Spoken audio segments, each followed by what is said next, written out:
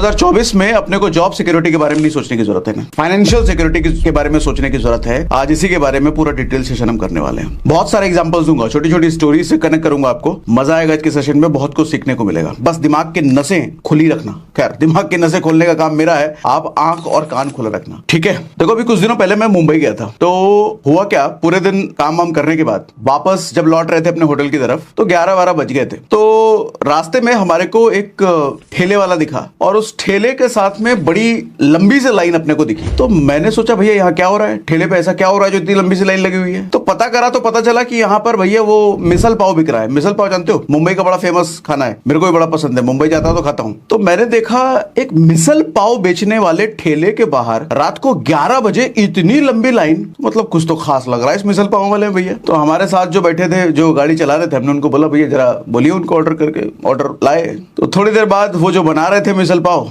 वो प्लेट में लेकर के आए। हमने सोचा गाड़ी में ही खा लेंगे, क्या बाहर निकले। तो मुझे जैसे ही देने लग गए, इत्तेफाक से वो मुझे पहचान गए, हमारे वीडियोस भी देखते थे, बड़े खुश से हो गए वो हमें देख करके और बातें बातें करने लग गए। इतने में उनका कस्टमर पीछे से चिल्लाने लग गया क्योंकि लाइन लगी हुई थी पीछे। तो हमने कहा कि कोई नहीं, आप पहले कस्टमर सर्व कर लो, उसके बाद आराम से हम बात करेंगे। तो उन्होंने बोला सर आप कहाँ रुके हैं, कहाँ रहते हैं। मैंने बोला आगे होटल, कुछ दूर आगे हमारा होटल था। हमने बताया कि इस होटल में हम रुके हैं। तो उन्होंने बताया कि कल सुबह सर मैं आपसे मिलने आना चाहूंगा अगर आप समय देते हो। तो मैंने उनको बोला भैया सुबह तो नहीं मिल पाएंगे क्योंकि हमारी सुबह 5 बजे फ्लाइट है, सुबह 5 बजे मैं निकल जाऊंगा। तब उन्होंने कहा कि 1:30 बजे मैं अपना ये काम खत्म करता हूं, मैं 1:30 बजे आपके होटल आकर के आपसे मिलना चाहता हूं। प्लस मेरा बेटा आपका बड़ा फैन है, 14-15 साल का बेटा है, वो आपके वीडियोस देख करके आपसे मिल करके बहुत खुश होगा। तो अब कोई इस तरीके से बोले तो आप कैसे मना कर पाओगे, खास करके कोई बेटे छोटे बच्चे की बात करे तो।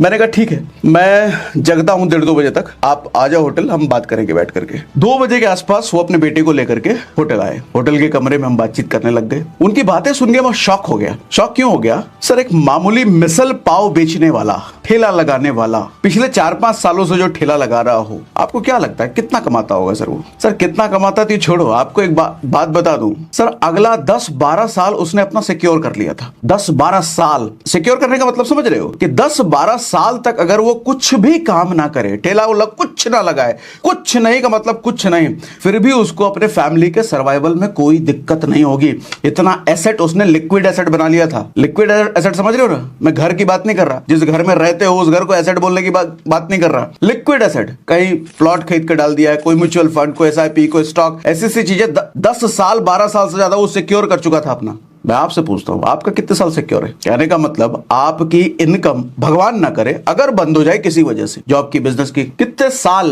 ये कितना साल छोड़ो, कितने महीने तक आपका घर चल जाएगा बड़े आराम से। कितना ऐसा बना के रखा है? मेरे को जवाब मत देना, आप अपने आप को जवाब देना। सर इसको कहते हैं फाइनेंशियल सिक्योरिटी।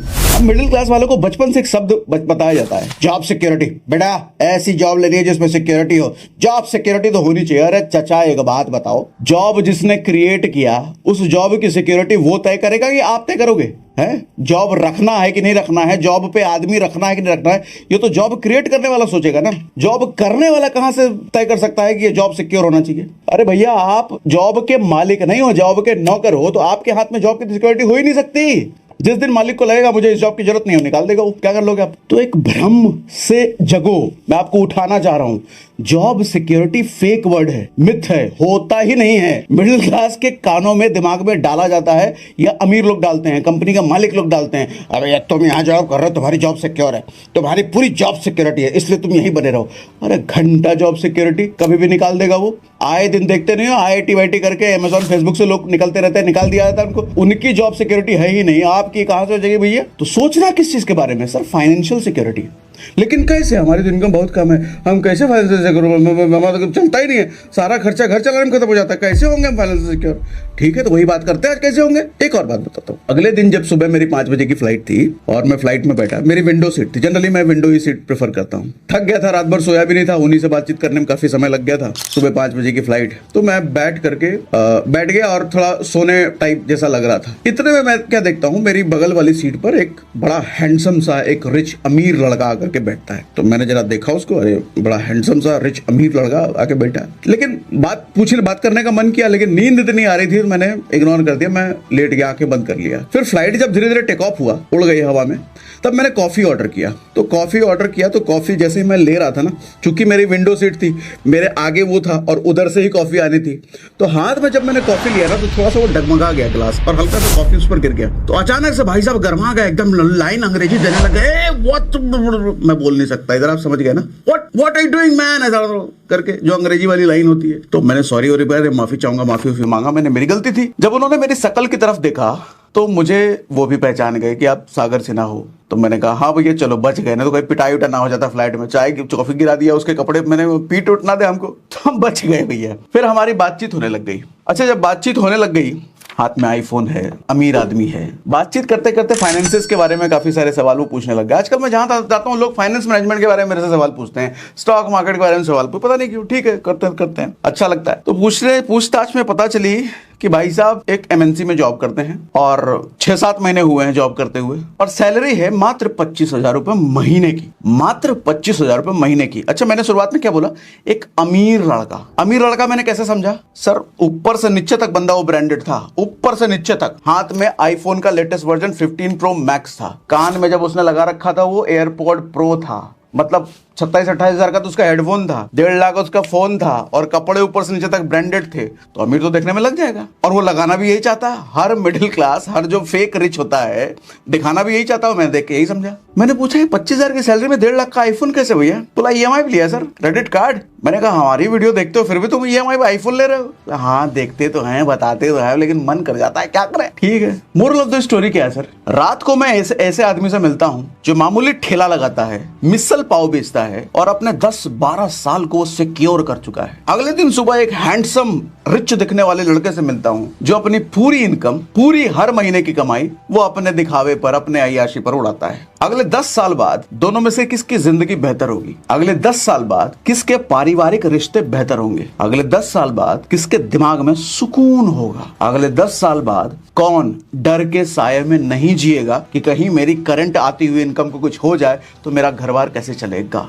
जवाब मिल गया होगा, पहला वाला। अब आप फिर से यही पूछोगे, मुझे पता है कि भैया हमारी इनकम है कम, कैसे करेंगे हम ये सब? रोनाल्ड रीड का नाम सुने हो? एक किताब मैंने पढ़ी, साइकोलॉजी ऑफ मनी, तो उसमें एक स्टोरी है रोनाल्ड रीड के बारे में। सर अमेरिका में ना ये आदमी एक मामूली सफाई कर्मचारी, अपने यहाँ जो झाड़ू पोछा करने वाला होता है, ऐसा आप समझो, मामूली सफाई कर्मचारी। 2014 में 92 साल का जब हुआ तो इसकी मौत हुई। अच्छा, जान के आपको ताज्जुब होगा कि 2014 में ही अमेरिका में 28 लाख लोग मरे थे, लेकिन उन 28 लाख लोगों में से सिर्फ 4,000 लोग ऐसे थे जिनका एसेट, जिनकी संपत्ति $8 मिलियन से ज्यादा थी, $8 लाख से ज्यादा थी। सिर्फ 4,000 लोग, सॉरी 4,000 लोगों के पास। और उन 4,000 लोगों में ये अपना क्या रीड था, ये सफाई कर्मचारी। आप कहोगे ये जरूर कोई 2 नंबर काम कर रहा होगा, पीछे ट्रक का धंधा कर रहा होगा, तभी तो इतना संपत्ति आया भैया। मतलब 28 लाख लोग मरे और सिर्फ 4,000 लोगों में जितनी संपत्ति थी हाईएस्ट, ये उनमें था। हाँ जी, कोई लॉटरी नहीं लगी थी सर, कोई 2 नंबर का काम नहीं करता था। दरअसल वो थोड़ा पैसा स्टॉक इन्वेस्टिंग करता था, म्यूचुअल फंड इन्वेस्टिंग करता था,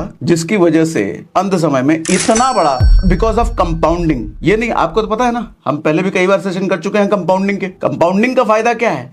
कंपाउंडिंग आपसे ज्यादा पैसा नहीं मांगता है इन्वेस्ट करने के लिए, आपसे ज्यादा समय मांगता है। थोड़े पैसे देते रहो, लेकिन लंबे समय तक देते रहो, तो कंपाउंडिंग इतना गुना करके आपको पैसा देता है कि आप शायद सोच भी नहीं सकते। अगेन वही एग्जांपल, 1 रुपए को हर रोज अगर डबल करते रहो तो 31वें दिन वो 100 करोड़ रुपए बन जाता है। गलत नहीं सुना आपने, 100 करोड़ रुपए, कई बार बोल चुका हूं मैं। ये पावर है कंपाउंडिंग की। अब बात समझ आ रही है मेरी? सर फाइनेंस इकलौता ऐसा फील्ड है जहां पर आपसे ज्यादा बड़ी डिग्री भी किसी के पास है ना, उससे भी ज्यादा आप अमीर जल्दी बन सकते हो, उससे भी ज्यादा आपके पास संपत्ति हो सकती है अगर पैसों के मैनेजमेंट की थोड़ी बहुत भी आपको नॉलेज है तो। और मैं तो कहूंगा कि अगर आपको किसी एक्सपर्ट से सीखने का मौका मिले फाइनेंशियल एजुकेशन, तो भैया सारे काम धाम छोड़ करके उसे सीखने जाना। मेरे को जाना पड़ेगा, मेरे को जाना पड़ेगा, मेरे को जाना पड़ेगा।